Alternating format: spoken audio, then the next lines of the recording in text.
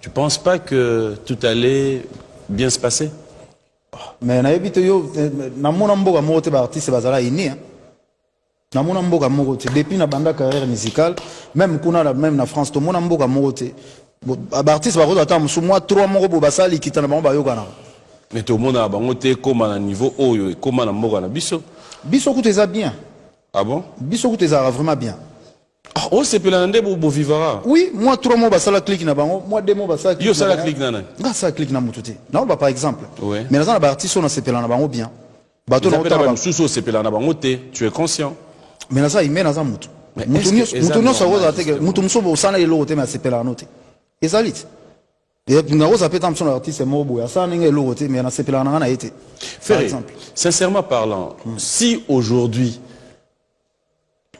au Vandi Place aux Arts, to sengi yo biso na ba téléspectateurs, autant il a biso 2 artistes au salon yo bazo défendre pe culture na biso pe mboka na biso mena libanda que minute offert à Vandi ba FC babi yo comme aux Obela parce que tu pouvais mieux le faire, mais faire comme aux Obela, tu en as besoin il y a 2 artistes oyo moni so ba yepena na musique na bino ya Congo libanda ba ko défendre biso pour le moment là. Gims, maître Gims.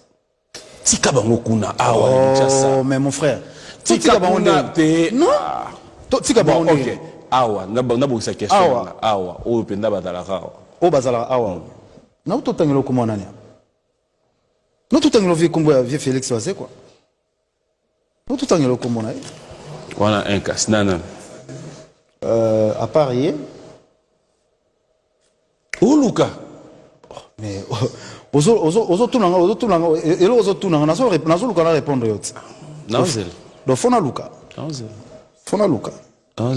tozana nani susu nani voilà petit na biso Inosa Balume OK ako défendre biso libanda petit on a le anglais bani musique net total ngo pe bani tout ça na ba trace ako défendre biso libanda voilà était inga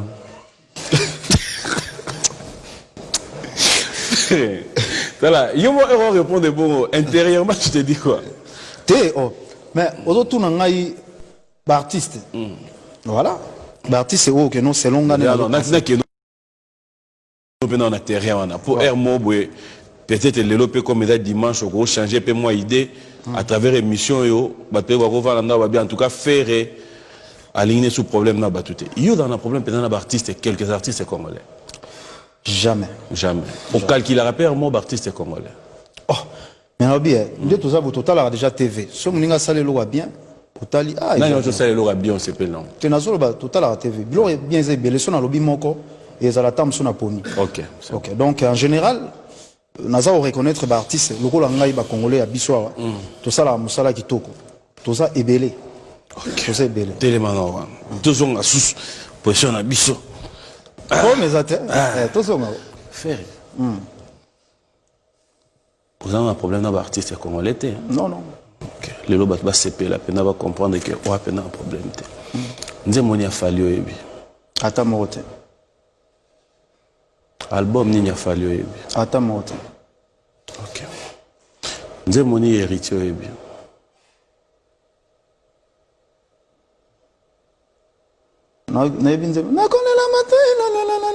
Bon, Nagolo Baba titre était.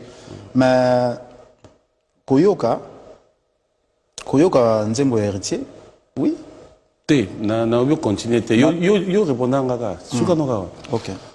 Nzembo ni awero ebi. Banzembo ya nini ya temps présent. Nzembo nini ya wero ebi. Bobi na ebi beleti. Nzembo nini. So na yembi na yemba oya kala obe eza tuninga nzembo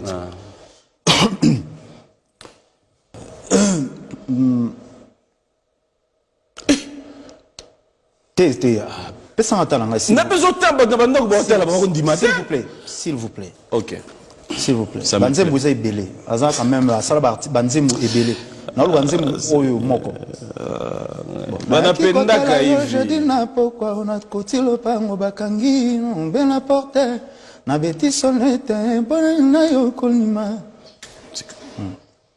nzembo nya kofio ebi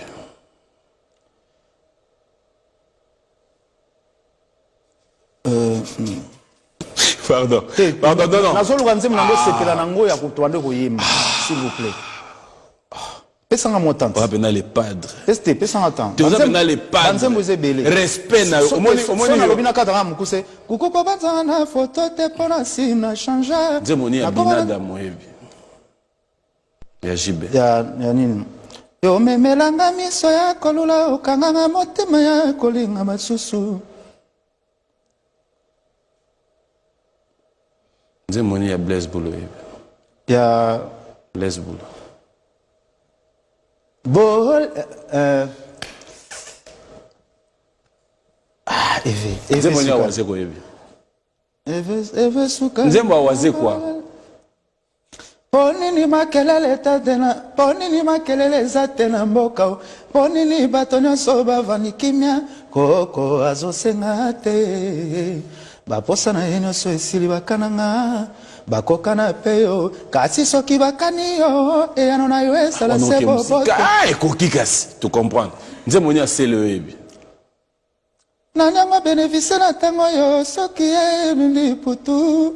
Ye mo yebi ke moni siko wala nyoso yebi yoga siko openda ekata la si question wana nze moni amarai yebi